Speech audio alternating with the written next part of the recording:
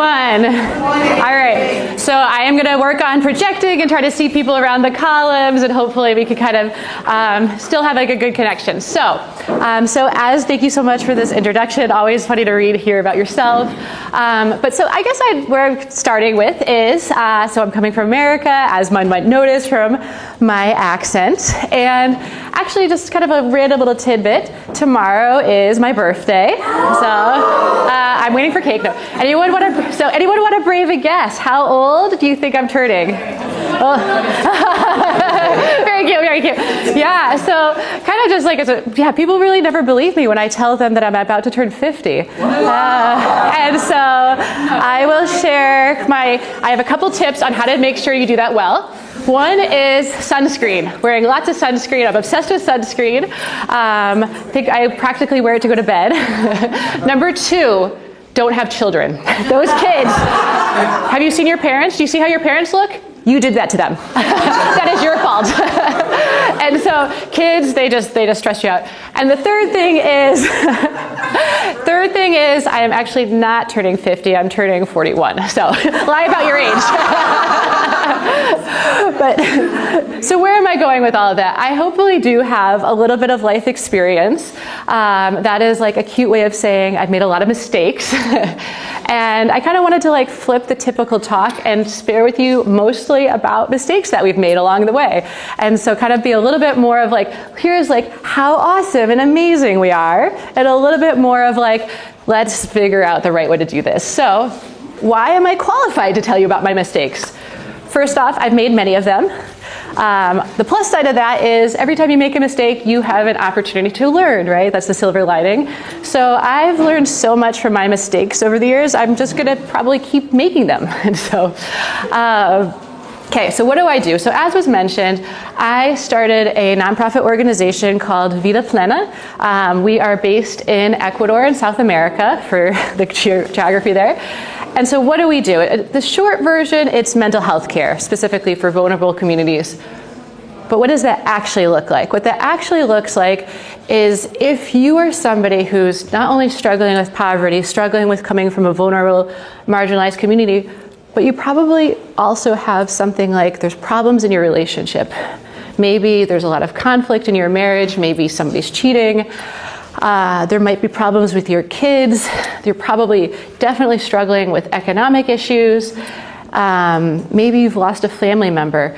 And so the result is, I think many of us have been there, you can identify with this, is this overwhelming sense of like, you're depressed, you're anxious, and just like don't know what to do. There's like this overall sense of a loss of hope and a loss of meaning.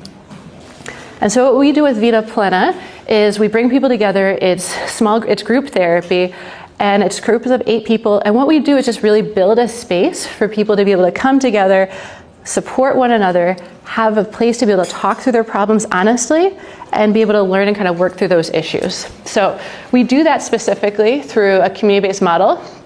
This is some of my team. We'll talk about the plants in a second. But so specifically what we do is a community-based model. We train local community members, they're non-specialists, to be able to facilitate these groups.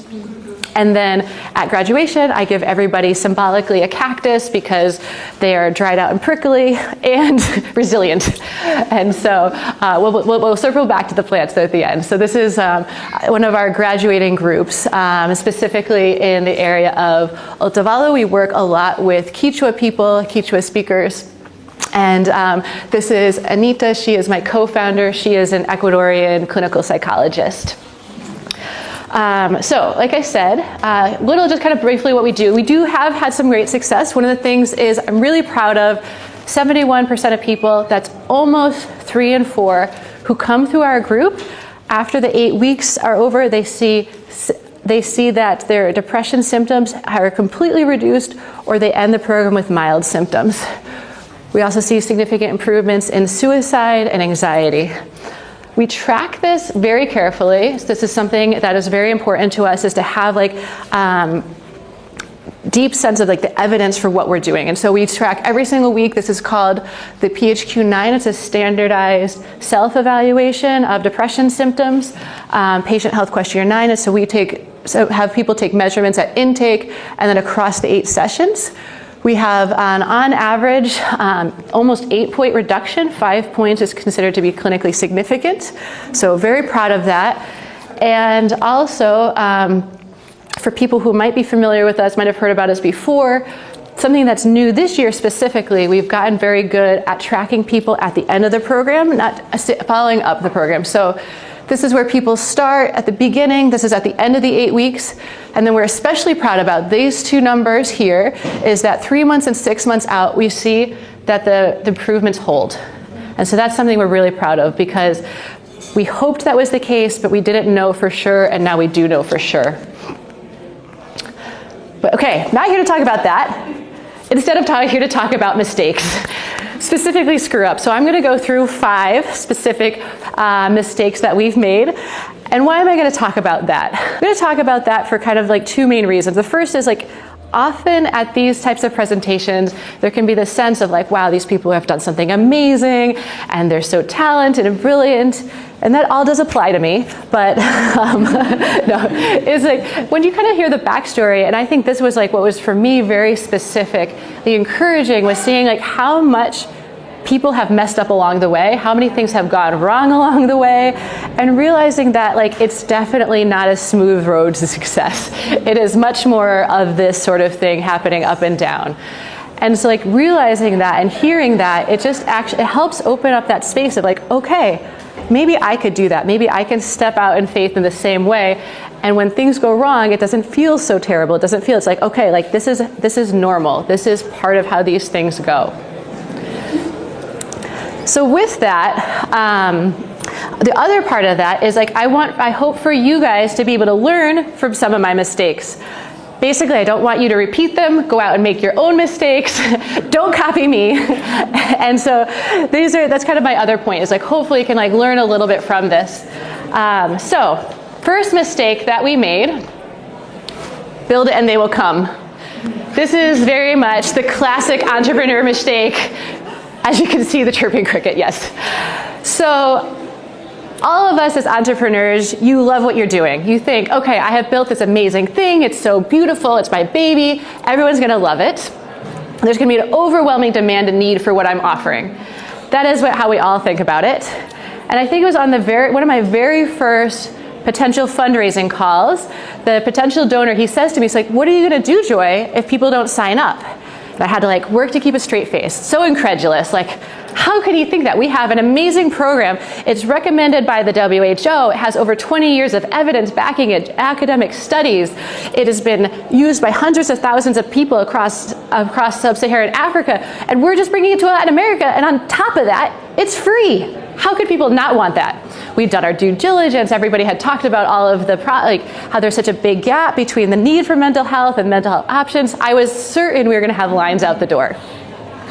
Turns out, his words were very prophetic, and it turns out it is actually quite a challenge to convince people to show up to a group session with a bunch of strangers, bare their heart and soul, talk about all of their life problems, and then on top of that, they probably there's an opportunity cost. There's maybe the kids they have to take care of. They have like work obligations. The definition of depression is like you don't want to do things. You have a lack of desire to do things, and so there are a lot of challenges of getting people to show up, and that continues to be an ongoing challenge. The flip side of that is it meant, especially at the beginning when we were doing the pilot, myself and Anita, my co-founder, we literally would walk around the mercado, the fruit and vegetable market in the city, handing out flyers. We spent a lot of time in parks talking to people, and as we tried to like recruit people into the program. So what that meant is we had an opportunity to hear people's real life problems, what they're actually dealing with, what they're actually going through, understand much more deeply. The second thing is we've also taken a partnership model. Majority of our people who come through our program now are referred to us by other community-based organizations. And so what we do is we work with other organizations who are offering other types of services, and we work for them to build mental health into their programming. And so what that means is really mental health, if you are in a good place emotionally, mentally, it means you can supercharge whatever other sort of poverty thing that you care about. If you're looking to work on income generation, if you're working on women's issues, health issues, all of those outcomes are even further improved by working in mental health. And so by putting those together, we are able to build a much stronger program. Okay, second screw up that happened. Collect all the data. So we work to be an evidence-based program. We really care about that. So we went in, we had a very robust monitoring and evaluation plan, which, as we saw, we track people when they come in every single week. We have multiple different indicators beyond just depression scores that we're looking at. And so the mistake was specifically, that's all fine, that's fine. The mistake was not having a very clear plan of how we are going to organize that data. So very specifically, we were just sending out Google Forms. Everybody filled out Google Forms. There was dozens of Google Forms, and every single group had a different folder. And so that was all fine. All the data is coming in. We're collecting all the data. And then we had done the pilot. We knew things from the pilot went well. So we just keep collecting all this data and all these dozens and dozens and dozens of expounding Google folders. Until one day we have a funder who very asked us so how's it going? We'd love to see your numbers. And I was like, oh, the numbers. Yes, let me get back to you in a couple days. Cue me and Anita and a wonderful volunteer. Volunteers have saved our lives so many times. Frantically copying and pasting line by line into an Airtable for an entire week, pulling 12, 14-hour days. There was a lot of takeout pizza that week. And so pulling it all together so we could actually give them an answer, how's the program going? And so lesson there, screw up, was not having a clear plan from the beginning on how to organize all of the data. We now have a really well put together Airtable, which is still in that space, but we have a dedicated monitoring and evaluation person whose whole entire job is to keep the data organized and fully accessible. If you ask me right now, how many people in your program, what exactly are their improvements, what's their average attendance, I could open up our nifty dashboard and actually tell you the answer to all these things. But early on, could not do that. So, cueing our next mistake.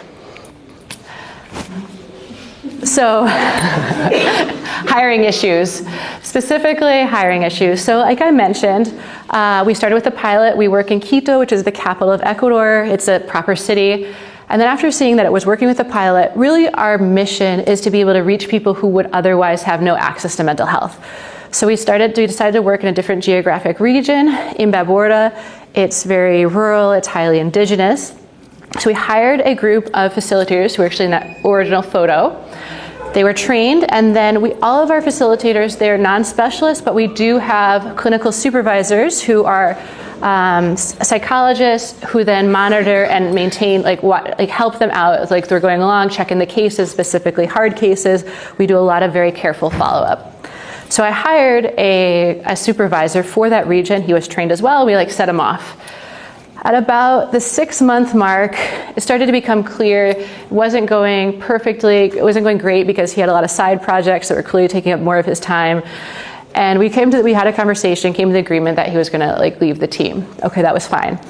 So I called together my facilitators. We don't have an office, gotta keep those costs down. I called everybody to a coffee shop. And we're all sitting around our coffees, and I'm about to make this announcement that he's going to be leaving. And I was a little bit nervous about how they're going to take it, this kind of their benevolent father, as I had thought, and tell them the news, and there's kind of just silence. I was okay, not how I expected this to go. And then kind of slowly, quietly starts to come out a few commentaries that actually these very sweet group of women who I thought had been doing really wonderful work, start to say how they'd been feeling really discouraged.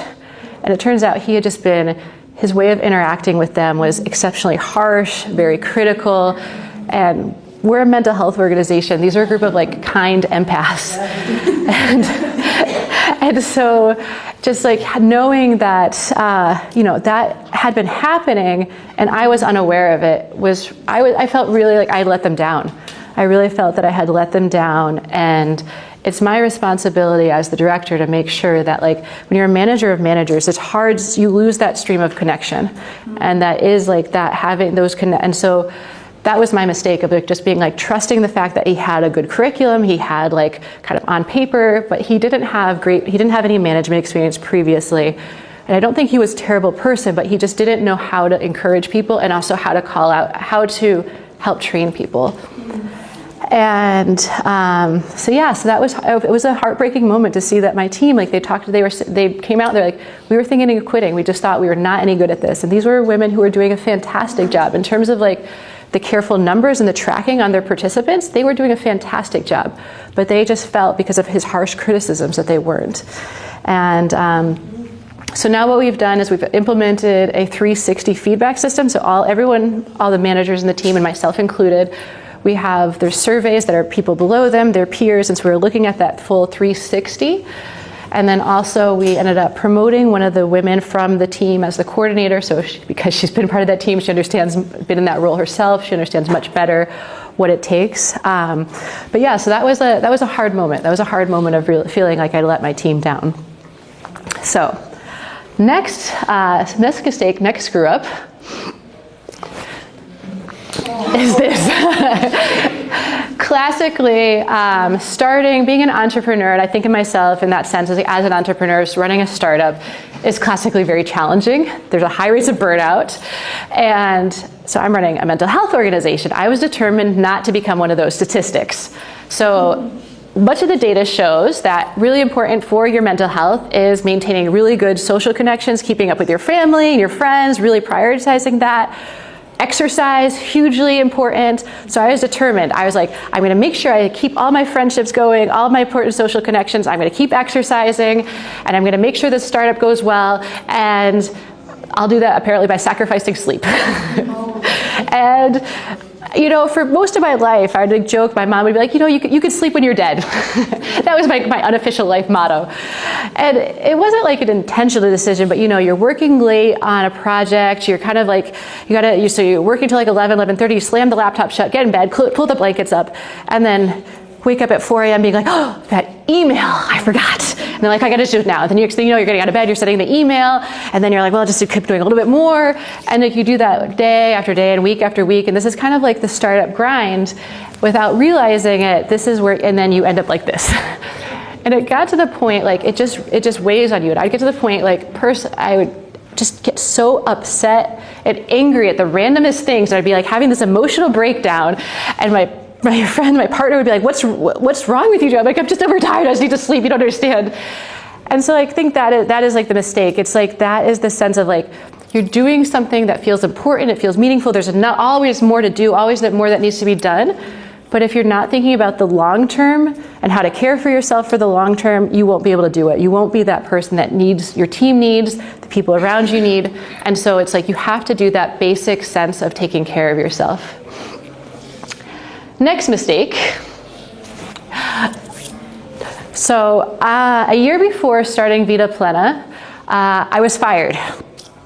And I specifically fired because I was told that I was a weak leader. So that was very devastating news. And I don't know if it was completely true. I had previously started an organization that had helped a few thousand people in Honduras. I'd been running a fair trade company that was the largest in our space. So it wasn't completely true, and the details in it aren't exactly that critical. It's a misalignment between how things were expressed and what was understood and needed. But of course, like in those moments, you feel this sense of total failure. Like, what if maybe they're actually right? And what if I really don't have what it takes? And so those things, they weigh on you. They weigh on you and they kind of hold you down. And it felt like a big failure, and I didn't talk about it for a very long time. It was kind of this kind of cloud of shame that I put in my background. Even like for practicing for this presentation, I gave it to a friend, and she was like, I didn't know that about you, Joy. And I was like, yeah, that's right, I didn't. I kind of hide that. And so the reason I'm like sharing this now is because I really want for each of you to know that like if there's something like you feel that you've had this big fail moment, like this is what it is, like this big fail, and it feels like this black mark, that's not the end of the story. And so very specifically for me, so I was fired, I went through I took a long bike ride across Ecuador, did a lot of thinking, and that was like where Vida Plena came from. I had been thinking about Vida Plena, I had the idea, it was for several years, but I was afraid to take that leap. I was afraid to actually step out there and start my own thing. And probably if I hadn't gotten fired, I don't think I would have had the courage to take that step and actually do my own thing. I would have stayed in that organization, had a lot of dysfunctional things, slightly abusive managing, and I would have just stayed there and been miserable for years. And I just would have kind of ground it out and just did the best I could. And so it really took like God, I really think it was God, like literally pushing me out of the nest. And I think there's those moments in which we don't know how it's going to come together, but kind of God has that bigger plan. So that's sort of like that was like this big mistake. Not even, I guess you could say mistake, but just really like, it felt like a total fail. It felt like a complete fail. And then coming through that, you can come through, but you don't see that in the moment. You definitely don't see those things in the moment. It's definitely after the fact, comes through a lot longer. Okay, this is my bonus. I promised 5, but I have a bonus one. So here we are, the struggle bus. I particularly love this photo because UConn is the University of Connecticut. That is, it's the university like 20 minutes down the road from my parents' house. I just found this meme on the internet, and then I was like, wait, UConn? Well, anyway. I put in very small words, you can't quite see it here, impact. This is the struggle bus hitting impact. Okay, so kind of a quick story. I mentioned one of the things I did in Ecuador before starting. So I started Vida Plena, kind of backstory. I started Vida Plena partially because I had been running this fair trade company, and I just became compelled over and over again that the fair trade company was about like giving people living incomes and a living wage. And I just became compelled over and over again that wasn't enough. But anyway, so I'm running this company. Specifically, we work with women who make handmade jewelry that gets sold in the US. It goes to high-end shops and like big chain stores. I think we sold it in, there's a, Lewis, what's it called? What's the British one? You guys have Lewis? John Lewis. We sold here in we sold to John Lewis. Anyway, so we had a whole US-based sales team that was, getting those orders for us, and then it was my job to make sure we fulfilled the orders on time. So we're working on like New York timelines, New York customers, and then I'm working in South America on South American timelines, and all the mistakes and all the errors, everything was always behind. And so it was months of this constant tension of like trying to push things through, and then the team in the US is like angry, and we're always behind, and everything's always going wrong, and I'm trying to fix all these problems, just like this tension was just building and building and building. And so I'm on the phone one day talking to this US team, and they're just laying into me, and they're upset, and I'm upset, and we're just like, it's building, and I got so angry, I literally took my phone in the middle of the call and slammed it on the ground, and it smashes into all these little pieces. And I was like, okay, Joy, we need to take a minute. So I didn't want my team to like see me have like a total breakdown. So I was just like, I'm just gonna calmly walk out the front gates. I'm gonna walk down the road. There's like this dead end over here, and there's a car, like this parked taxi. I'm just gonna sit here on the curb, have myself a little cry. So I'm sitting there getting it all out, and this small schoolgirl walks by in her school uniform, and she asks me, ¿Estás bien? Like, are you okay? And I'm like, yeah, totally fine, it's all fine. And like, where I'm going with that, what was the mistake? What was the screw up there? The screw up was I had lost perspective. I had completely lost perspective on what we were doing. At the end of the day, we're making jewelry. Like, no one was gonna die if the order went late. Yes, it's important to make the company go well and make the orders, but I had completely lost perspective. And now with Vida Plena, like, there are lives on the line. Like, we are working with people who are suicidal, they are depressed, there are lives on the line. But that said, the point being is I am still not completely in control. We can do things as much as I say it to my team, and the reality is at some point, like, something is probably gonna go wrong. And if it was up to us, we would follow every single person around every single moment, and we'd prevent that from happening. But we can't do that, and we're not God. We're not God. We don't have that ability to control every single detail and micromanage every single element. And so things aren't. I have to accept that, and it's like having that bigger perspective. And so, kind of like with that, is this. This is why I'm here today. So I was talking.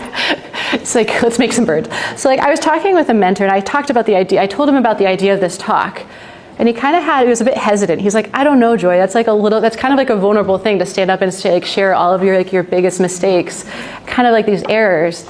And it is. And also I think it's really important because I really want to normalize this feeling of what we're doing, like if you want to do something big, you want to do something that's impactful, there will be mistakes made along the way. You will have screw ups, you will do things wrong, it will be your fault. And sometimes it is actually your fault, and you look back, I knew that was gonna go wrong, it went wrong, and like, it's my fault. And that is actually just part of it. It is like, you do the best you can, but there will be mistakes. And if you don't have any mistakes, you're probably aiming too low. Like, your ambitions are too low, and you're not reaching high enough. And the thing with this, though, is us as Christians, so everybody in this room, we have something that makes it specifically different. There's this verse I hold on to a lot. But he said to me, "My grace is sufficient for you. My power is made perfect in weakness. Therefore, I will boast all the more gladly about my weaknesses so that Christ's power may rest on me." The point is, I think this is like how God works. God doesn't want people who are amazing and they're doing just amazing, because then all the attention gets put on them. God works differently. This is how, like, this is a perspective that's different from like the world. God is looking to work through people that ultimately are going to point the glory back to him and not point it back to themselves. And so, like, I really rest on this, because like, definitely here in the conference, I am not the smartest and most intelligent person here. I am also not naturally the most talented and like capable person here. But you know, the thing that is different is the fact that in this presentation, I gave you memes. No. So you'll remember it. No, obviously what's different is, like, from what we're doing is we have this power of God behind us, and he is working with us despite our weaknesses. And so I think, like much of you, there's definitely moments I am overwhelmed. I don't believe in myself. I don't know if we're going the right direction. I don't know if we're doing the right thing. But the point is, God works despite that. So the second one, and I think it is exactly this: God chose the foolish things of the world to shame the wise. God chose the weak things of the world to shame the strong. And so God works through us despite our imperfections, and precisely because of our imperfections. So kind of close off of that, one last meme for you. If anybody here loves plants, this is how it feels. So I think of Vida Plena very much like as a garden. Vida Plena it's my job, and I'm the gardener. It's my job to plant the seeds, to pull the weeds, to mix the cow poop into the dirt.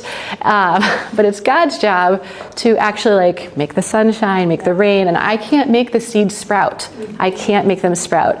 So I have to do my part. I have to do the work, but it's actually God who ultimately will make this project flourish. And so in the moments when I get really discouraged with Vida Plena, because an entrepreneurship journey is up and down quite a lot, I have to step back and be like, okay, if God decides that this is the end of the road, then that's what God has decided. And if God decides that this is going to be successful and we're going to do different things, it's not because I'm amazing, it's because God has decided that's where it's going to be. And so ultimately, that's the last idea I want to leave with you, is really when you're thinking about what's the next step for you in your life, your career. Some of us are mid-career, some of us are starting. It doesn't matter. The point is that you don't have to be perfect. You don't have to have it all together. You don't have to have the perfect plan. The point is trusting in God through that and stepping out faithfully. So that is just kind of what I wanted to leave with you today. Thank you so much.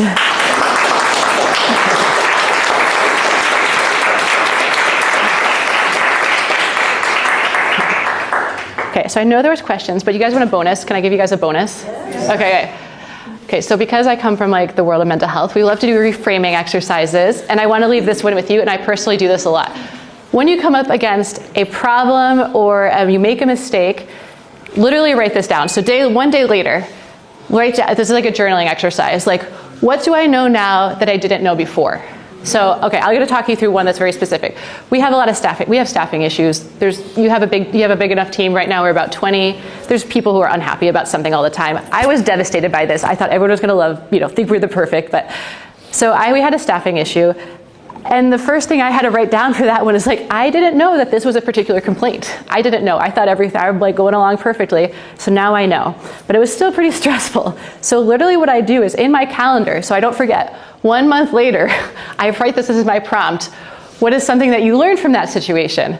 So we learned that we needed to reframe how we do our pay scale. That's what we learned in this particular circumstance.